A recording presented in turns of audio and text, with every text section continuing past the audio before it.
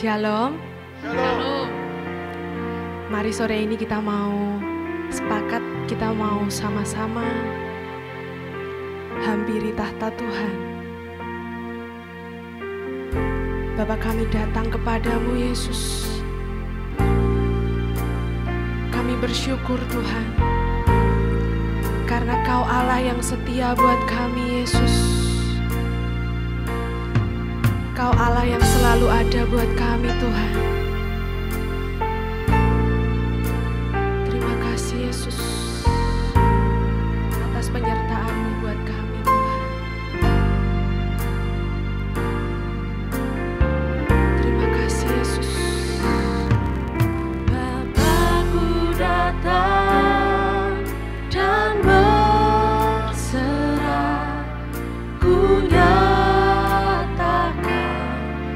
Kau yang berkuasa dalam gelap.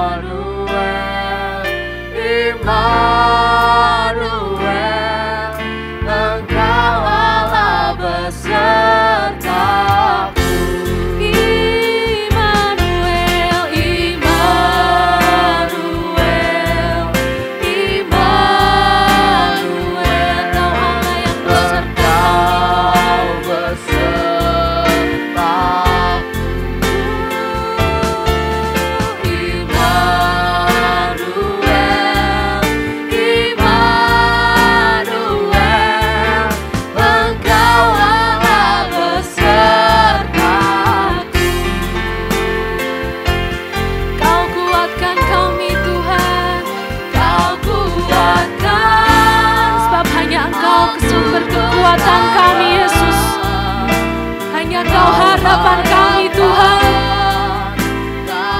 Dalam setiap masalah kami Yesus, Kau buktikan kesetiaan-Mu Tuhan.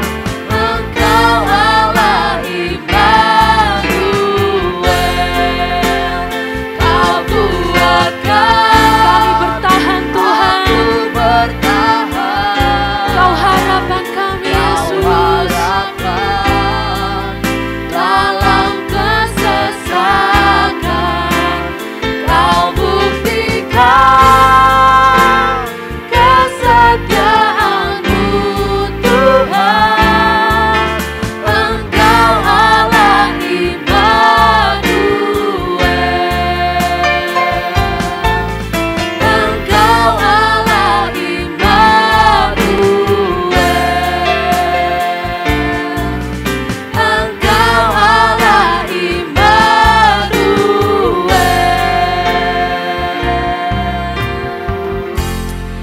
Ya Yesus, Kau Allah yang selalu ada buat kami Tuhan. Dalam kegelapan dunia ini Yesus, hanya Engkaulah sumber cahaya kami. Hanya Engkaulah sumber harapan kami Tuhan. Biarlah kami, anak-anak-Mu Tuhan, sepenuhnya mau berharap hanya kepada-Mu Tuhan. Kami mau katakan, Yesus, Kau Allah kami yang perkasa buat kami Tuhan.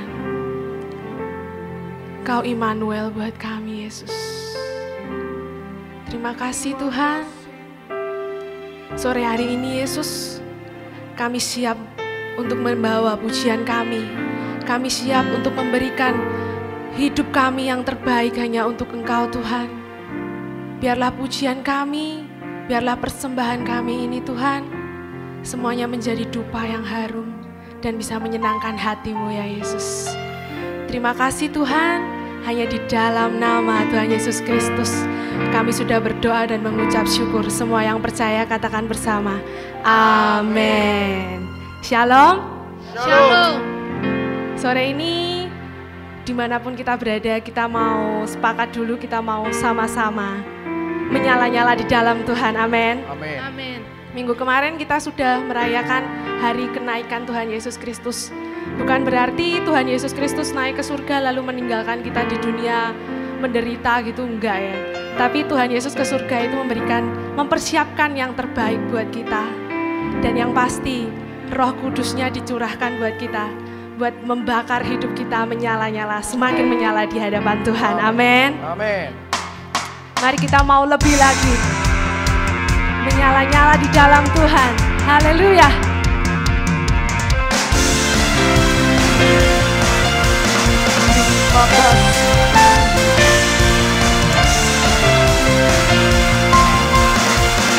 Mari kita mau sama-sama katakan, jiwa bebas terlepas, kuasa maut telah terhempas, nama Yesus pemenang, nama Yesus jawaban.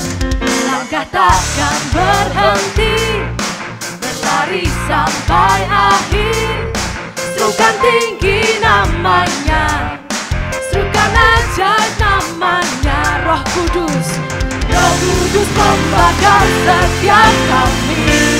Haleluya, kami mau naikkan pujian kami Tuhan. Dan mujizat Terjadi mengalir kuasa-Mu, nyalakan api-Mu, ku nyanyi oh oh oh oh.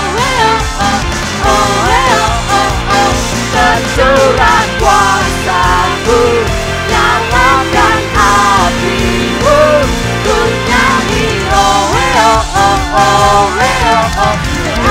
Keajaiban terjadi. Haleluya.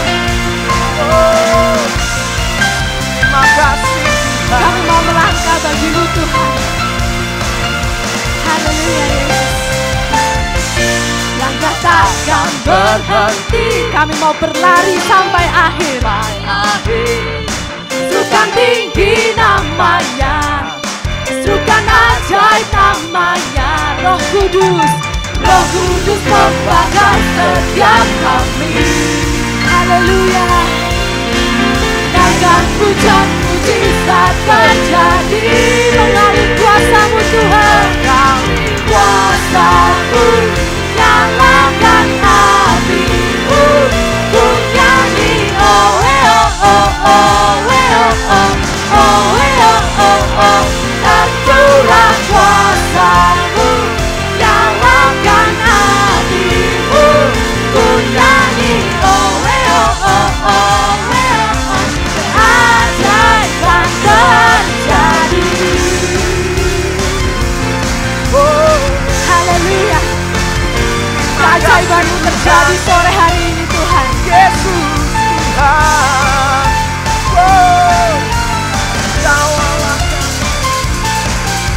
Sebab kami percaya kuasa-Mu nyata bagi kami Yesus. Haleluya. Terima kasih Tuhan. Mari kita mau sama-sama katakan. Roh Kudus membakar setiap kami. Kami mau naikkan pujian kami bagi-Mu Tuhan. Naikkan pujian Mujizat terjadi. Haleluya. Mengalir kuasa-Mu nyalakan apimu. Ku nyanyi oh oh oh oh oh. Tercurah kuasa-Mu nyalakan apimu. Ku nyanyi oh oh oh. Keajaiban terjadi. Amin Tuhan. Terima kasih Tuhan. Yesus. Haleluya. Segala pujian yang terbaik hanya Tuhan kita Yesus Kristus. Haleluya. Ya Yesus. Sore ini kita diingatkan kembali betapa pentingnya Roh Kudus buat hidup kita. Betapa berharganya Roh Kudus yang dicurahkan buat kita semua. Di mana Roh Kudus yang senantiasa membimbing, menuntun. Roh Kudus senantiasa menghibur kita di saat tidak ada orang lain yang tahu permasalahan kita. Tapi Roh Kudus yang selalu setia menghibur. Terima kasih. Dia yang selalu setia untuk menguatkan kita. Mari sore ini kita mau lembutkan hati. Mari kita mau buka hati kita. Biar Roh Kudus leluasa bekerja, mengubahkan hidup kita, menjamah hidup kita. Ya Yesus, kami siap Roh Kudus, kami siap Tuhan. Terima kasih. Buka hati untuk jamahan-Mu, berserah penuh di hadirat-Mu. Kau ambil alih seluruh hidupku di altar-Mu, menyembah-Mu. Ku buka hati, hati jamahan-Mu, untuk jamahan-Mu, berserah penuh di hadirat-Mu. Kau ambil alih seluruh hidupku di altar-Mu, menyembah-Mu. Roh-Mu yang hidup dalam kami, Roh-Mu yang hidup penuhiku,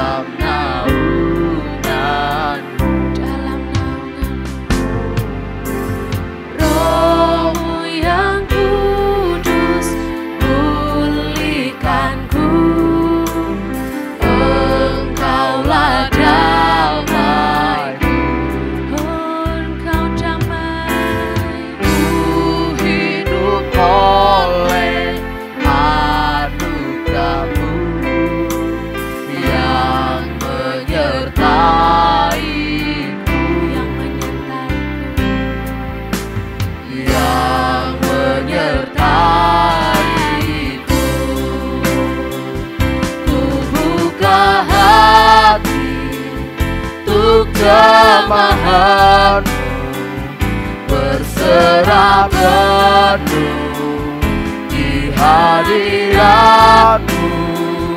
Kau ambil alih seluruh hidupku di altar-Mu, menyembah-Mu. Ku buka hati untuk jamahan, berserah penuh di hadirat-Mu. Kau ambil alih seluruh hidupku di altar-Mu, menyembah-Mu di altar-Mu, menyembah-Mu di altar-Mu, menyembah-Mu. Oh, haleluya. Kami mau sembah, kami sembah Engkau yang Tuhan. Haleluya, haleluya. Orang kudus penuh kami, jangan kami, berikan kami Bapa. Engkau yang kudus Tuhan. Kami berserah, kami berserah. Oh, haleluya.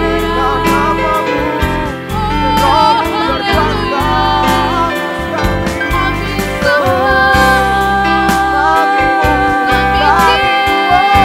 bersama-Mu. Haleluya.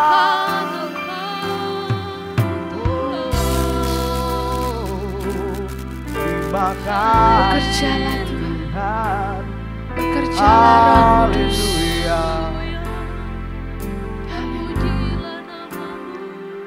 Ku buka hati untuk jamahan-Mu, kami berserah penuh di hadirat-Mu.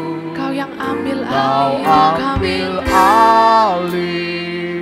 seluruh Kau yang memulihkan kami di altar-Mu, menyembah-Mu di altar-Mu, di altar-Mu, menyembah-Mu di altar-Mu,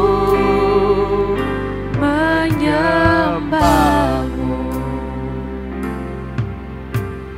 Ya Yesus, biarlah kami menjadi penyembah-penyembah-Mu yang sejati Tuhan. Biarlah kehidupan kami menjadi pujian yang sejati hanya untuk Engkau Tuhan. Sebentar Tuhan, kami mau mendengarkan sebagian dari apa yang telah Engkau persiapkan buat hidup kami. Berkati hamba-Mu yang menjadi saluran berkat buat kami. Engkau yang mau tutup bungkus hamba-Mu Tuhan, biarlah apa yang disampaikan bagi kami semuanya sesuai isi hati-Mu Tuhan, dan semuanya menjadi berkat dan membangun hidup kami. Semakin hari kami bisa semakin serupa dengan Engkau, semakin hari kami bisa semakin sempurna dan menyenangkan hati-Mu ya Yesus. Kami siap Tuhan untuk Engkau proses, kami siap Tuhan untuk Engkau layakkan kami, untuk siap bertemu pada Engkau ya Tuhan. Terima kasih, berbicaralah bagi kami Tuhan. Hanya di dalam nama Tuhan Yesus Kristus kami sudah berdoa dan mengucap syukur. Haleluya. Amin. Shalom yang diberkati Tuhan, seluruh jemaat Tuhan yang saya kasihi. Hari ini tepat minggu kelima di bulan Mei, kita akhiri tema kita tentang keluarga. Dan kali ini temanya adalah keluarga yang berkenan. Kenapa demikian? Karena untuk keselamatan keluarga itu bukan hanya kepala keluarga. Untuk keselamatan keluarga bukan hanya ibu atau anak-anak, tetapi untuk keselamatan keluarga maka harus harus ayah, ibu, anak, cucu, menantu, dan semua yang berada di dalam isi rumah tangga jemaat Tuhan. Makanya tema keluarga yang berkenan ini menjadi penting bagi kita. Minggu pertama dulu kita sudah bicara tentang bagaimana peran anggota-anggota keluarga untuk menyelamatkan keluarga. Minggu kedua kita bicara bagaimana istri menjadi istri yang berkenan, istri yang baik dalam rumah tangga. Yang ketiga, minggu ketiga kita bicara tentang bagaimana menjadi suami yang ideal di dalam keluarga. Minggu yang keempat kita bicara tentang keluarga. Bagaimana anak berperan penting untuk mendukung visi misi dari keluarga. Dan hari ini tepat minggu kelima, kita bicara tentang bagaimana keluarga yang berkenan kepada Tuhan. Kita akan membaca di dalam 1 Tawari pasal 17 ayat 27. Kita akan baca bersama-sama. Firman Tuhan berkata demikian. Kiranya engkau sekarang berkenan memberkati keluarga hambamu ini, supaya tetap ada di hadapanmu untuk selama-lamanya. Sebab apa yang engkau berkati ya Tuhan, diberkati untuk selama-lamanya. Inilah yang diminta oleh Daud ketika dia berdoa mengucap syukur kepada Tuhan. Dia begitu mengerti bagaimana keluarga yang diberkati Tuhan. Itu bukan keluarga yang diberkati secara finansial, supaya rumahnya banyak, supaya hartanya banyak, supaya anak-anaknya terjamin, fasilitas keluarga. Tapi saya mau katakan ini yang paling hakiki yang diminta oleh Raja Daud kepada Tuhan. Apa itu? Biarlah engkau sekarang berkenan memberkati keluarga hambamu ini. Supaya apa katanya? Supaya tetap ada di hadapanmu. Diberkati bukan supaya banyak harta. Diberkati bukan supaya naik jabatan. Diberkati bukan supaya banyak uang. Tapi diberkati oleh Tuhan keluarga Daud supaya tetap di hadapan Tuhan. Berarti sebuah resiko. Kalau mau tetap berada di hadapan Tuhan, itu artinya harus berkenan dalam standarnya Tuhan. Nah, Bapak Ibu Saudara sekalian, kenapa kita harus mempersiapkan keluarga kita supaya keluarga kita berkenan? Ibrani pasal 12 ayat 28, tolong dibacakan. Ibrani pasal 12 ayat 28. Jadi, karena kita menerima kerajaan yang tidak tergoncangkan, marilah kita mengucap syukur dan beribadah kepada Allah menurut cara yang berkenan kepadanya dengan hormat dan takut. Iya, kenapa kita harus mempersiapkan keluarga kita berkenan kepada Tuhan? Karena kita akan menerima kerajaan yang tidak tergoncangkan. Artinya kerajaan Tuhan yang tidak dapat dipengaruhi oleh apapun. Itu nanti gereja Tuhan, keluarga-keluarga yang berkenan akan masuk ke dalamnya.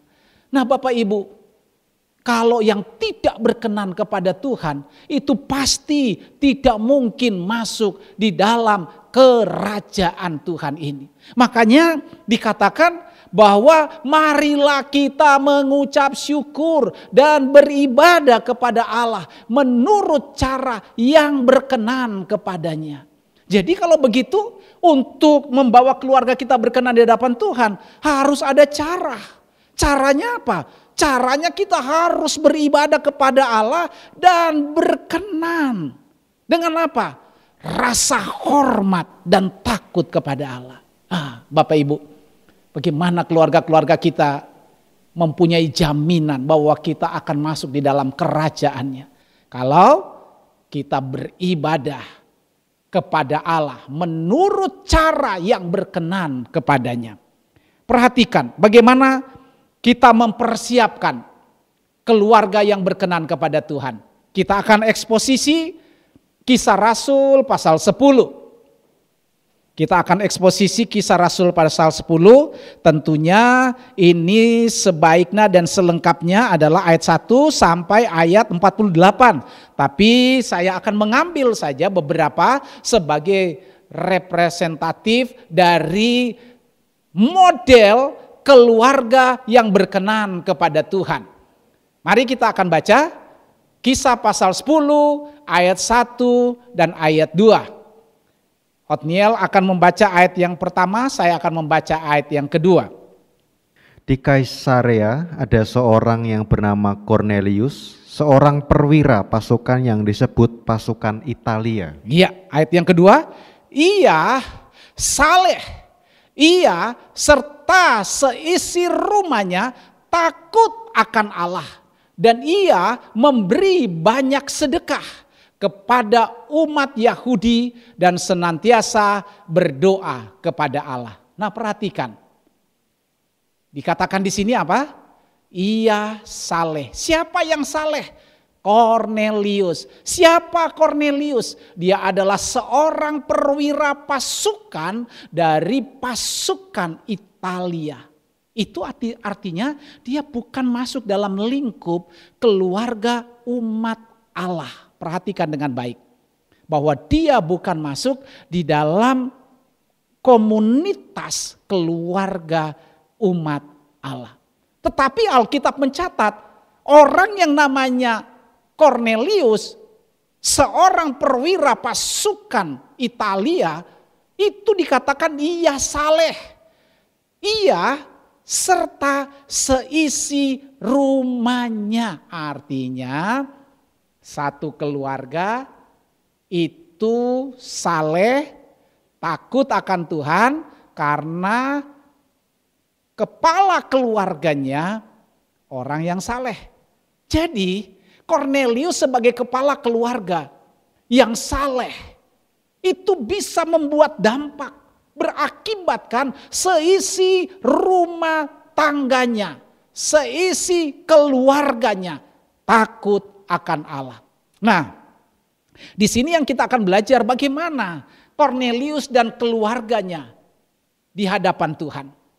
Bagaimana ekspresi daripada keluarga Cornelius di hadapan manusia. Jadi di hadapan Tuhan dan di hadapan manusia ini penting. Ada banyak orang merasa sudah berkenan kepada manusia tapi tidak berkenan kepada Tuhan. Ada orang yang merasa berkenan keluarganya kepada Tuhan, rajin beribadah, rajin pergi ke gereja, rajin berdoa, tapi tidak cocok dengan banyak manusia, dengan tetangga.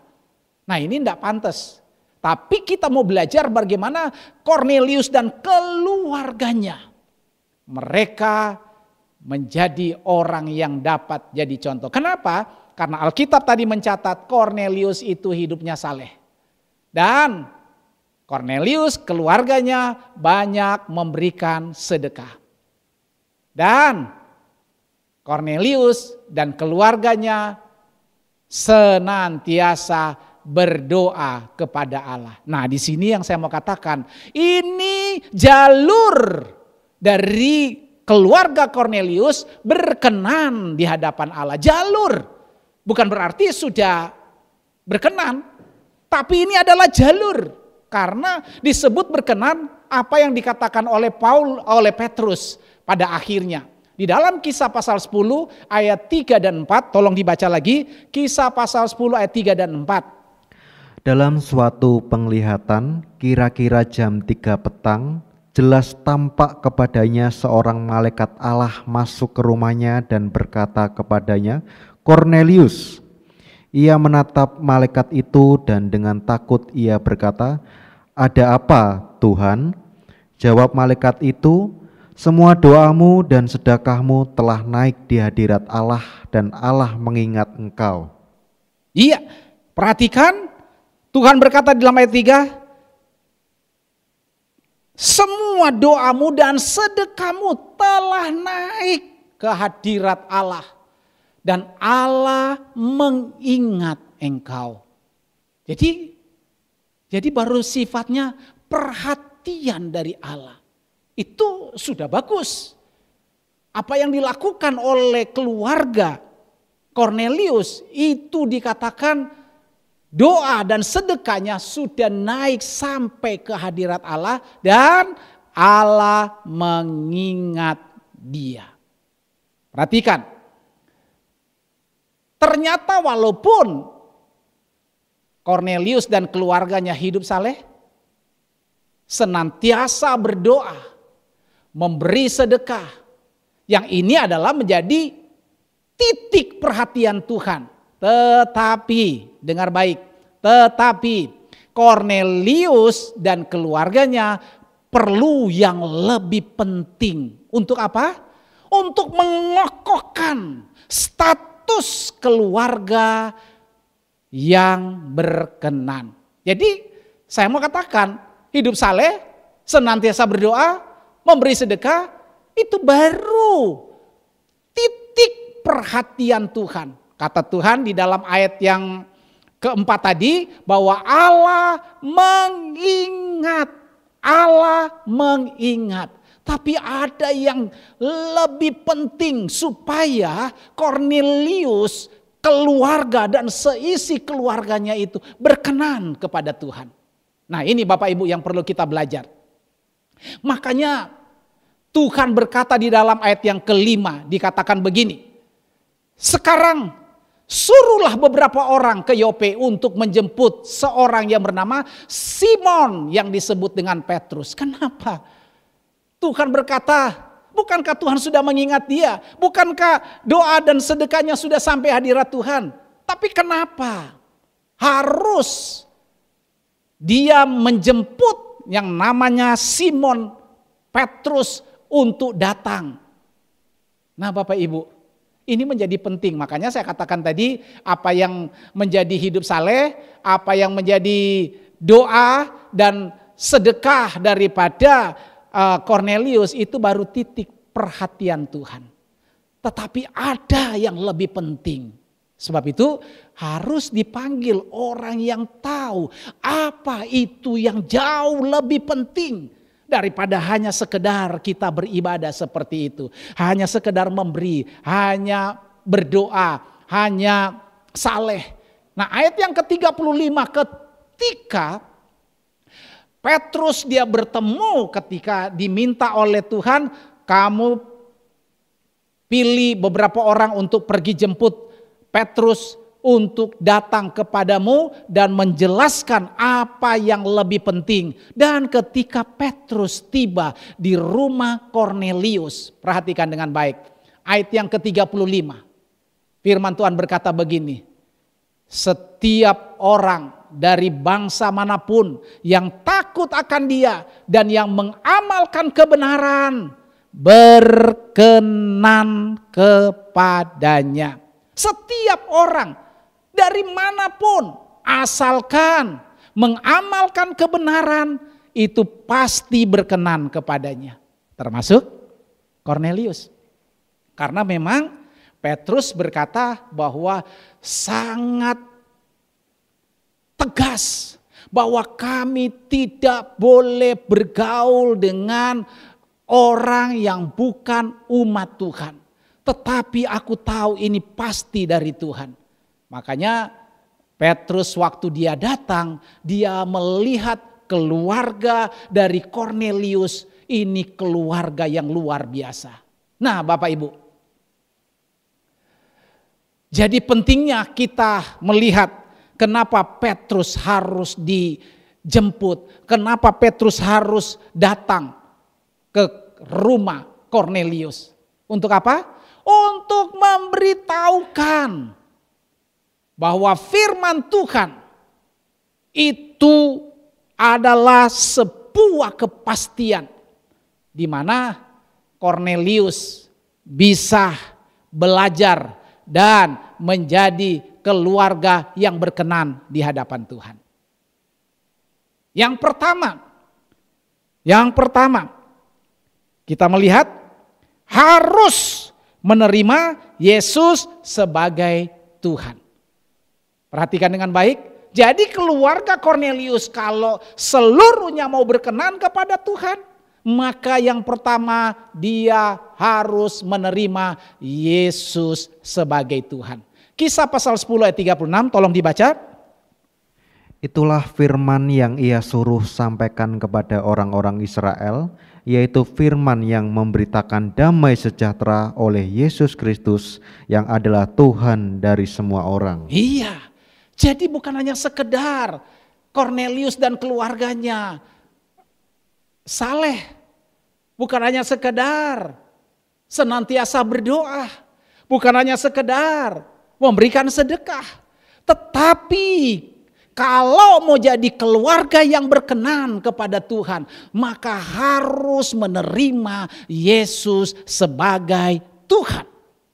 Nah, di sini kita melihat ada banyak orang yang berkata, yang menyatakan Yesus itu Tuhan kan Petrus, yang menyatakan Yesus itu Tuhan kan Paulus. Tapi Yesus sendiri tidak pernah menyatakan dirinya Tuhan. Maka beberapa orang ini yang tidak percaya Yesus adalah Tuhan, mereka bilang mereka tuh percaya kepada Yesus tuh sebagai nabi.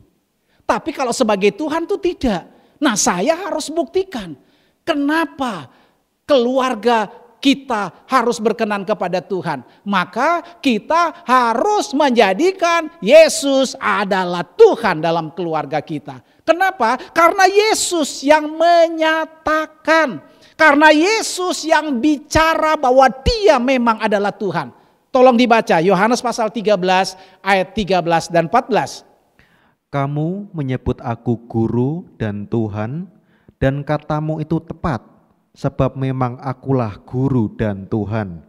Jadi jikalau aku membasuh kakimu, aku yang adalah Tuhan dan gurumu, maka kamu pun wajib saling membasuh kakimu. Iya, jadi jelas bahwa yang namanya Yesus adalah Tuhan itu bukan hanya perkataan Petrus, bukan hanya perkataan Paulus, tetapi memang dirinya yang menyatakan memang aku adalah guru dan Tuhan. Nah, Bapak Ibu Saudara sekalian, kegagalan banyak orang mau percaya kepada Yesus tapi bukan Tuhan. Ada banyak orang mau percaya kepada Yesus tapi hanya sekedar menjadi nabi. Tetapi Alkitab mencatat Yohanes 13 tadi dikatakan bahwa benar kamu menyebut aku guru dan Tuhan. Memang aku guru dan Tuhan. Memang itu artinya pasti predikat identitas saya adalah Tuhan. Itu maksudnya Yesus memperkatakan kepada murid-muridnya. Nah, kalau begitu bagaimana menerima Yesus sebagai Tuhan? Roma pasal 10 ayat 9 dan 10. Dibacakan, Roma pasal 10 ayat 9 dan 10. Sebab jika kamu mengaku dengan mulutmu bahwa Yesus adalah Tuhan dan percaya dalam hatimu bahwa Allah telah membangkitkan dia dari antara orang mati, maka kamu akan diselamatkan. Amin. Terus. Karena dengan hati orang percaya dan dibenarkan, dan dengan mulut orang mengaku dan diselamatkan. Iya. Kita menerima Yesus sebagai Tuhan itu bukan dengan perasaan. Kita menerima Yesus sebagai Tuhan itu bukan hanya dengan pikiran. Tetapi Alkitab mencatat, Roma pasal 10 ayat 9 dan 10 dikatakan bahwa kalau kamu mengaku dengan mulutmu bahwa Yesus adalah Tuhan, maka kamu diselamatkan. Kalau kamu percaya di dalam hatimu bahwa Yesus adalah Tuhan, maka kamu dibenarkan. Kenapa dibenarkan? Karena kita pernah salah. Karena kita orang berdosa. Bagaimana supaya tidak menjadi orang berdosa?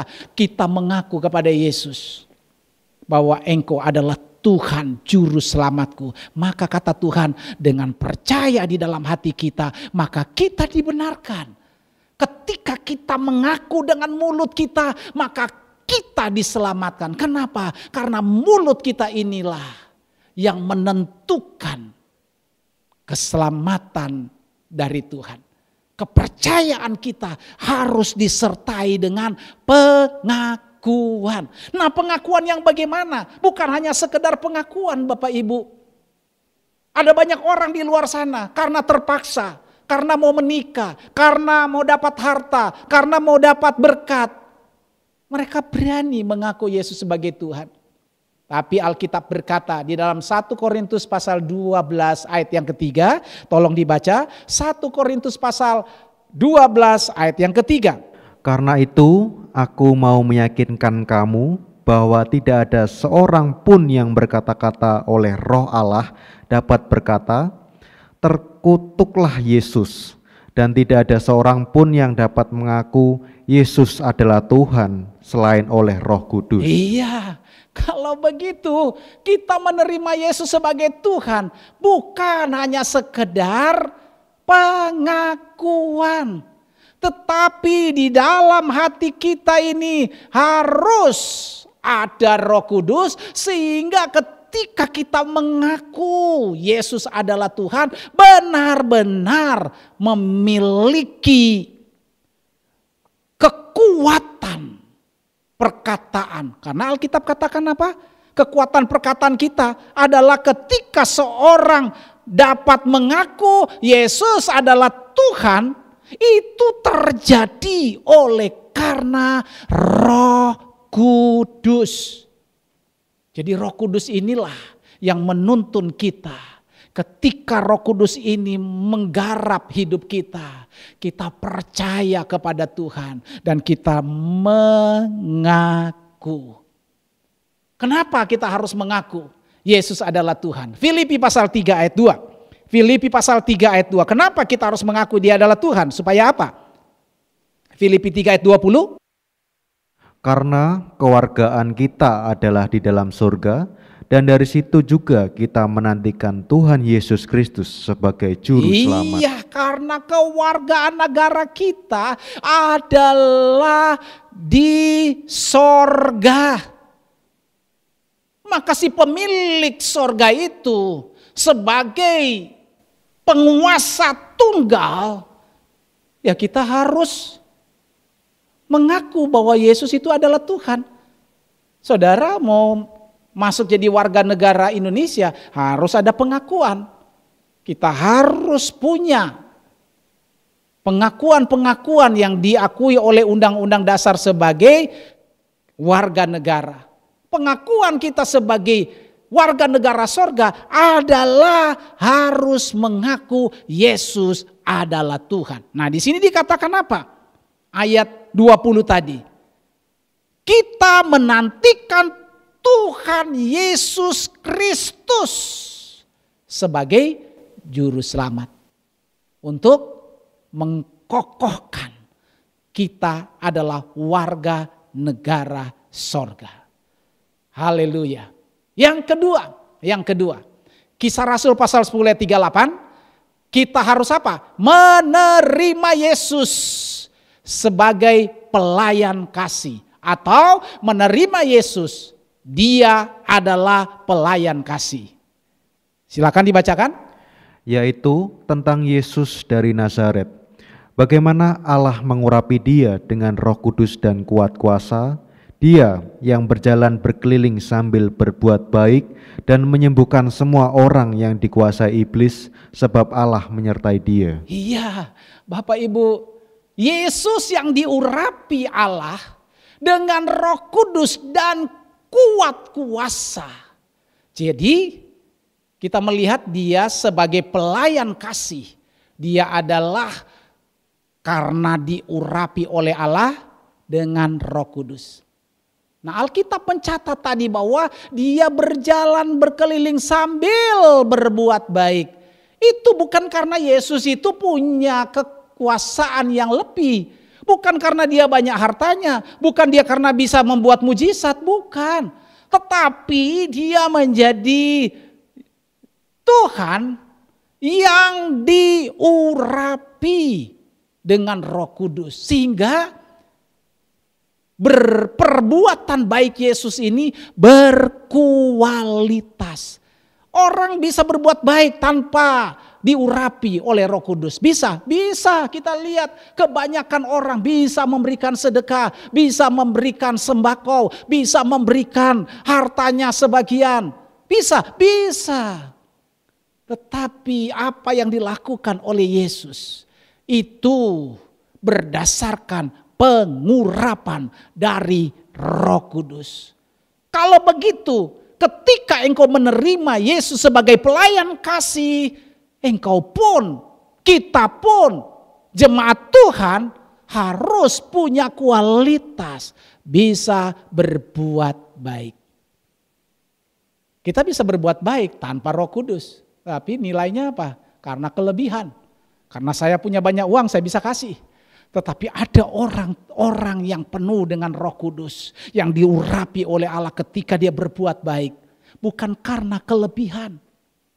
Kita melihat jemaat di Makedonia, ketika mereka dilayani sedemikian rupa oleh Paulus, mereka memberikan apa yang terbaik. Bahkan Paulus berkata, mereka memberikan persembahan melebihi dari kemampuan mereka. Itu karena apa? Ada Roh Kudus yang menggerakkan. Sehingga bukan kita memberi karena kekayaan. Kita memberi bukan karena keberlebihan. Kita memberi bukan karena banyak harta. Tapi kita memberi karena dorongan Roh Kudus. Maka perbuatan baik kita itu berkualitas. Nah, perhatikan. Yesus menyembuhkan semua orang yang dikuasai oleh iblis. Itu bukan karena dia Allah, tapi karena dia dipenuhi, diurapi oleh Roh Kudus. Orang bilang, ya dia bisa menyembuhkan orang. Dia Tuhan kok, dia Allah kok. Bukan. Dia karena diurapi Allah dengan Roh Kudus, maka dia bisa menyembuhkan orang untuk dilepaskan dari ikatan kuasa iblis. Dia bisa meneduhkan gelombang dan angin, bukan karena dia Tuhan, tapi karena dia diurapi oleh Roh Kudus. Haleluya. Jadi kalau begitu, kalau kita menerima Yesus sebagai Tuhan dan sebagai pelayan kasih, kita pun harus bisa mengaplikasikan apa yang Tuhan lakukan. Kita bisa mengusir setan, kita bisa doakan orang sakit sembuh. Makanya saya melatih keluarga saya, sampai cucu-cucu saya. Mereka kalau sakit, tidak cari obat dulu. Mereka datang ke saya, "Opa, aku kebaret kakinya, doakan. Opa, aku tadi jatuh, doakan. Yang satu mukul yang satu, agak sakit datang. Opa, Cece tadi pukul sama aku, doakan.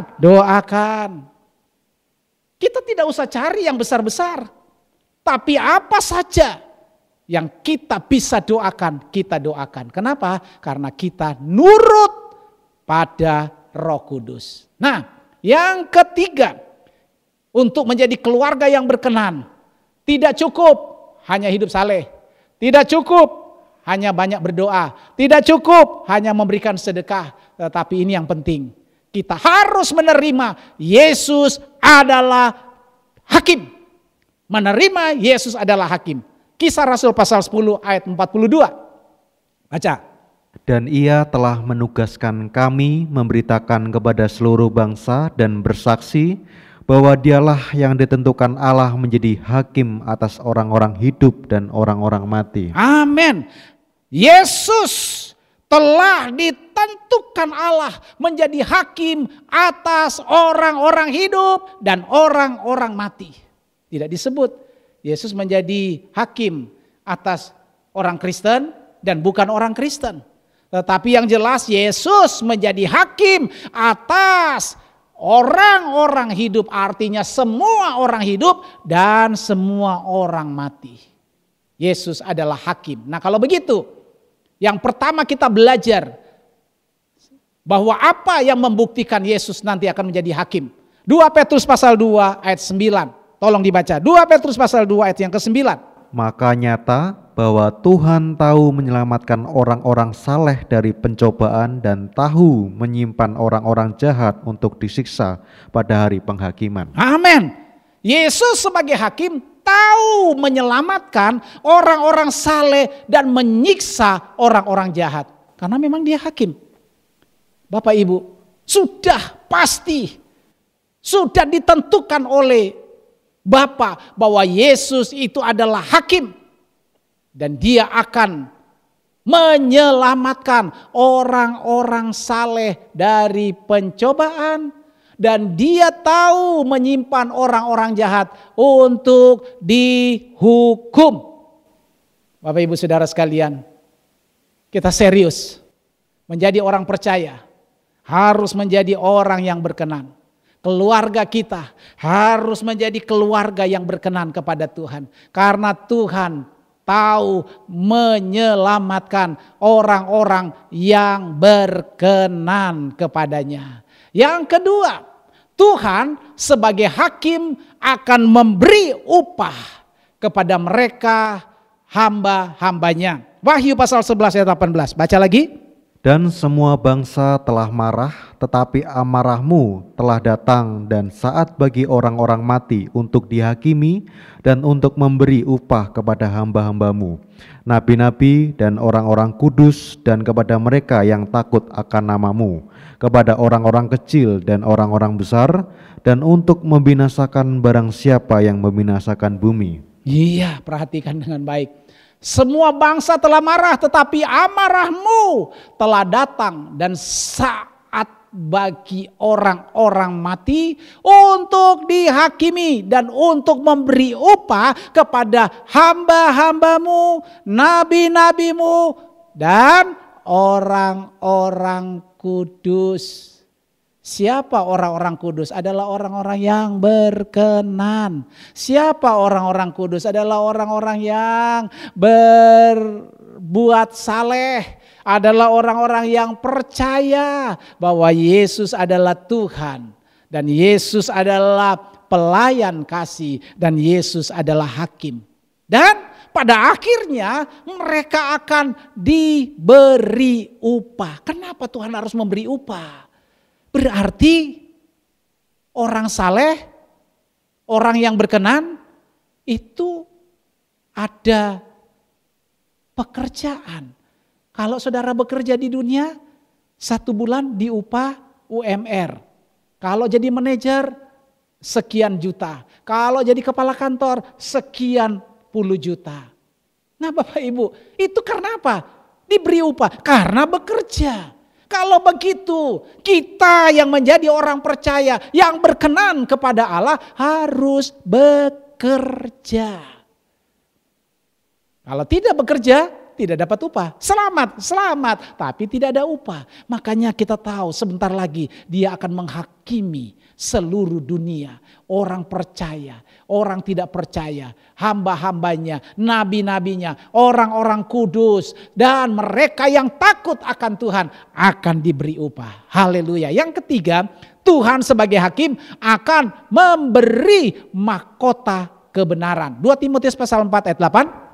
Sekarang telah tersedia bagiku mahkota kebenaran yang akan dikaruniakan kepadaku oleh Tuhan, Hakim yang adil pada harinya.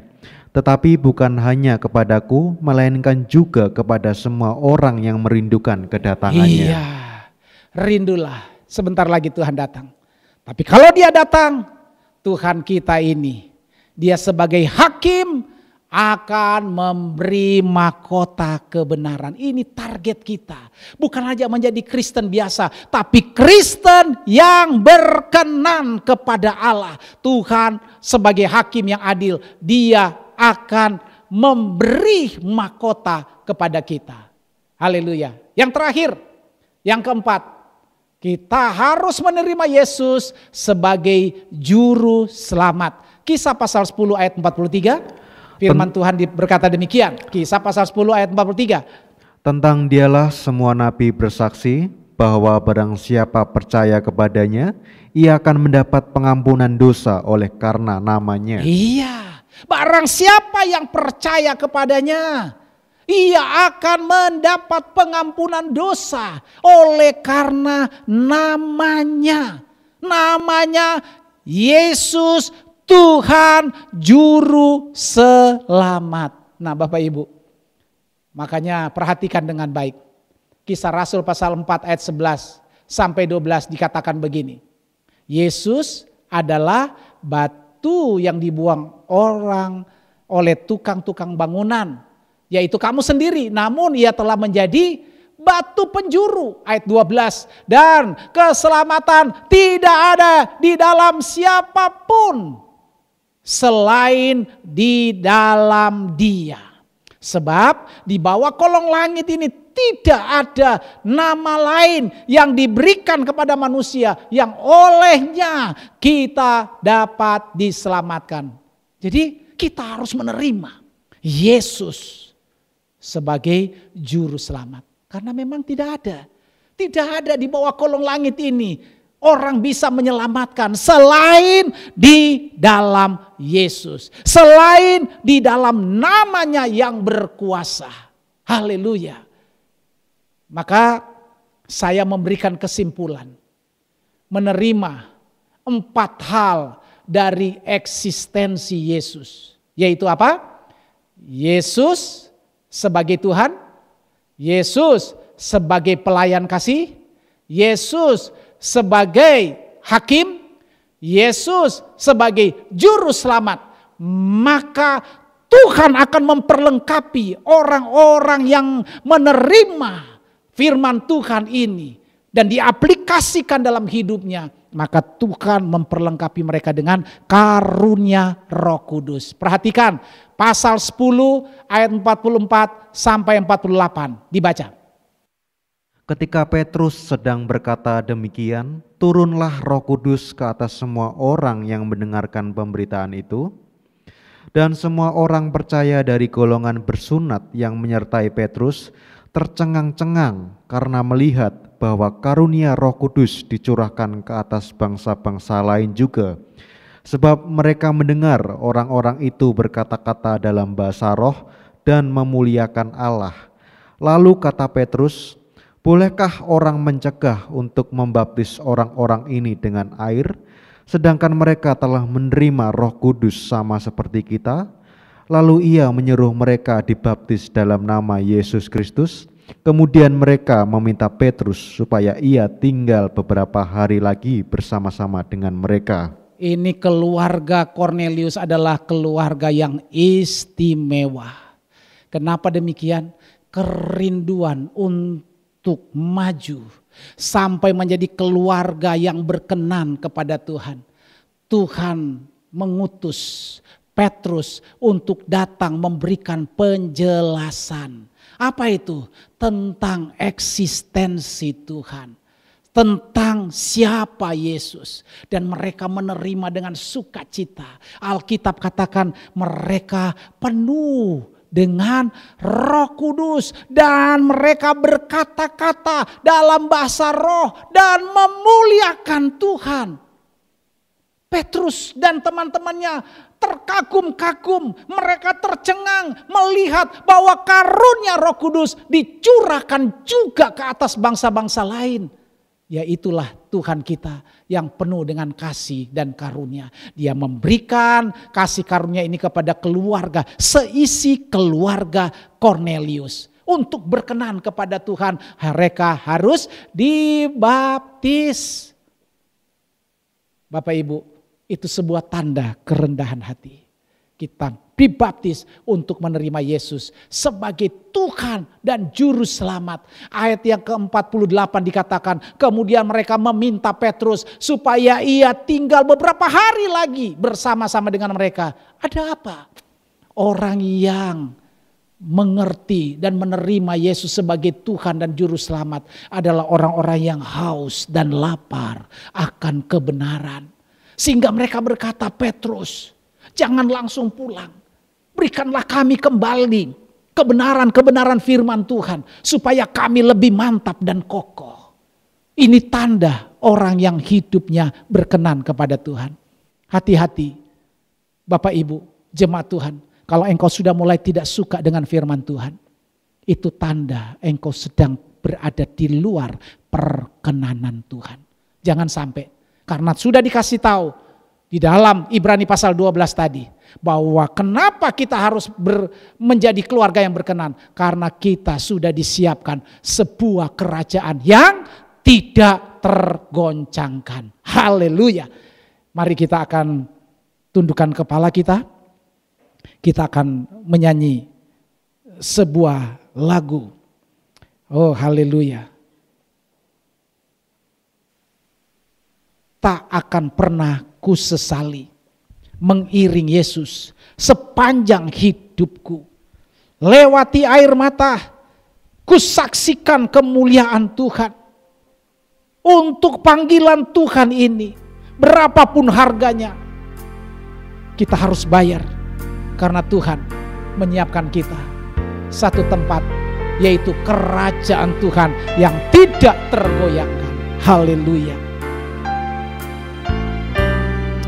Haleluya.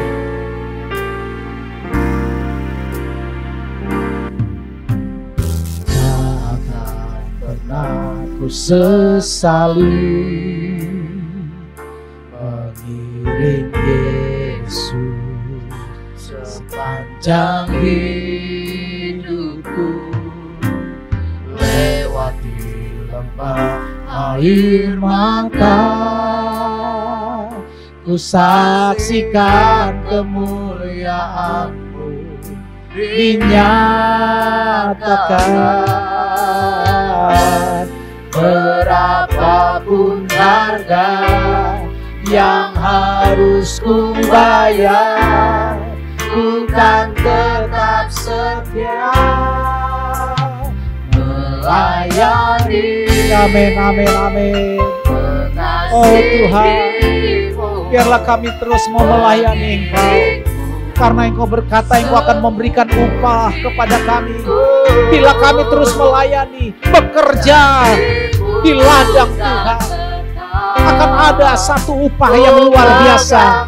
Karena Engkau Allah Hakim yang sangat adil. Terima kasih Roh Kudus. Oh, kehidupan.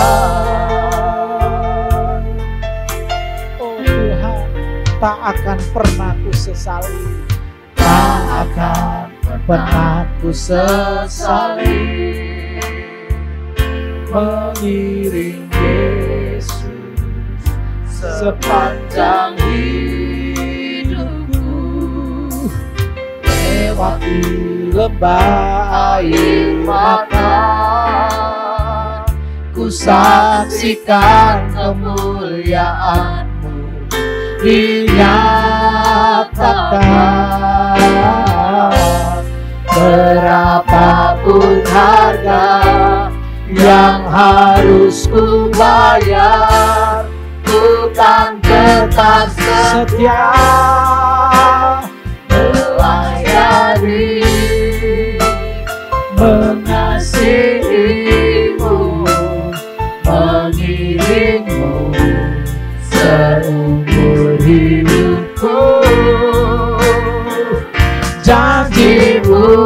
kan tetap ku pegang teguh sampai ku dapat mahkota kehidupan. Biarlah setiap kami mau berjanji Tuhan, kami mau tetap melayani Engkau, kami tetap mengasihi Engkau, kami tetap mengiring Engkau seumur hidup kami. Karena kami sudah merasakan betapa besar dahsyatnya panggilan-Mu dalam hidup kami. Engkau sudah memperkenankan diri-Mu untuk supaya kami tinggal di dalam Engkau. Karena Engkau sudah siapkan bagi kami kerajaan-Mu yang tidak tergoyahkan. Sebab itu Tuhan, lewat pujian ini kami katakan, kami tidak pernah menyesal mengiring Engkau sepanjang hidup kami. Walaupun ada persoalan, walaupun ada masalah, tapi kami tetap tahu di ujung sana ada kemenangan. Di ujung sana ada kemuliaan yang sedang Engkau berikan bagi kami. Terima kasih. Berkati jemaat Tuhan yang sudah mendengarnya. Tidak ada satu daripada mereka yang keluar dari keluarga yang berkenan, tetapi mereka tetap mengizinkan untuk mereka tetap percaya hanya di dalam Tuhan ada kekuatan, di dalam Yesus ada kemenangan, sehingga kami tetap berada dalam lingkup kebenaran ini. Terima kasih Roh Kudus, terima kasih. Hamba-Mu sudah berhenti berbicara, tetapi hamba tahu ada Roh Kudus yang akan memberikan penjelasan kepada seluruh jemaat Tuhan yang mendengar kebenaran ini. Roh Kudus, hamba-Mu persilahkan kerjakan jemaat Tuhan supaya mereka menjadi jemaat yang militan, yang berkenan kepada Tuhan. Terima kasih. Haleluya. Terima kasih. Dan sekarang saudara-saudara, terimalah berkat kasih karunia dari Allah Bapa, cinta kasih dari Tuhan Yesus Kristus, persekutuan dengan Roh Kudus menyertai engkau kemanapun engkau pergi dan berada. Tuhan memberkati engkau dan melindungi engkau. Tuhan menyinari engkau dengan wajah-Nya dan memberi engkau kasih karunia. Tuhan menghadapkan wajah-Nya kepadamu dan memberi engkau damai sejahtera mulai hari ini sampai Maranatha, Tuhan Yesus datang pada kali yang kedua, bahkan sampai selama-lamanya. Haleluya. Amin. Tuhan memberkati Bapak Ibu Saudara sekalian, jemaat Tuhan tetap di dalam kasih karunia Tuhan. Amin. Tuhan memberkati.